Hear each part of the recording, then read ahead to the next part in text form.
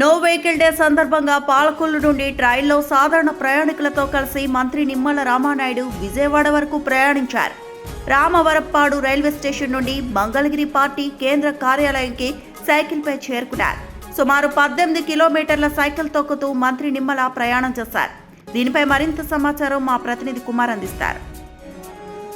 Okay Parvati, మంత్రి నిమ్మల రామానాయుడు మరోసారి తనదైన శైలిని ప్రదర్శించారని చెప్పుకోవచ్చు.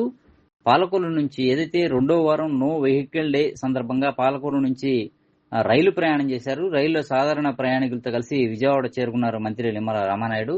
రామరప్పాడు ఏదైతే విజయవాడ సమీపంలోని గొల్లపూడి వద్ద ఉన్నటువంటి రామరప్పాడు రైల్వే స్టేషన్ నుంచి మంగళగిరిలో ఉన్నటువంటి తెలుగుదేశం పార్టీ కేంద్ర కార్యాలయం వరకు సైకిల్ పై ప్రయాణం చేశారు మంత్రి నిమ్మల రామానాయుడు. అంటే రామరప్పాడు రైల్వే స్టేషన్ నుంచి సైకిల్ తొక్కుంటూ పార్టీ కేంద్ర కార్యాలయానికి అయితే చేరుకున్నారు.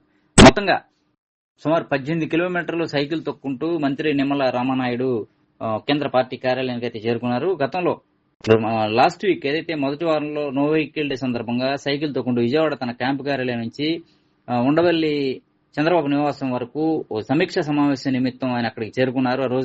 ఆ రోజు కూడా సైకిల్ తొక్కుంటూ ప్రయాణించారు. ఇదే సందర్భంలో నైట్ మళ్ళీ తిరిగి కూడా సైకిల్ పైనే ఆయన తన క్యాంపు కార్యాలయానికి వెళ్లారు.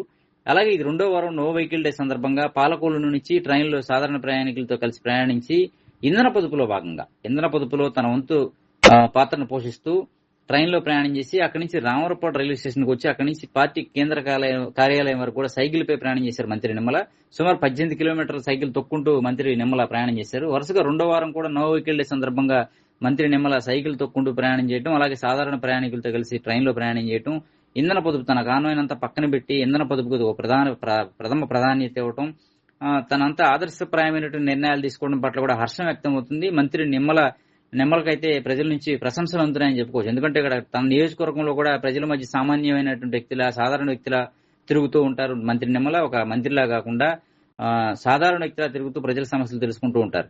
ఇదే సందర్భంలో మంత్రి నిమ్మల ఈ 2 వీక్స్ కూడా ఏదైతే గత వారంలో సైకిల్ పై ప్రయాణించడం, ప్రస్తుతం కూడా రెండో వారం కూడా నో వెహికల్ డే సందర్భంగా ట్రైన్లో జర్నీ చేయటం, ఇవన్నీ కూడా నిమ్మల యొక్క ఏదైతే వ్యక్తిత్వానికి సాధారణమైన మనిషిలా ఉంటారు నిమ్మల అనేటువంటి వ్యక్తిత్వాన్ని నిదర్శనం అని చెప్పని టీడీపీ నేతలు కూడా కొనియాడుతున్నారు. ఇదే సందర్భంలో తాడేపల్లి దగ్గర మంత్రి నిమ్మలకి టీడీపీ రాష్ట్ర అధ్యక్షులు పల్లా శ్రీనివాసరావు గారు అయితే స్వాగతం పలికిన పరిస్థితి అయితే ఉంది.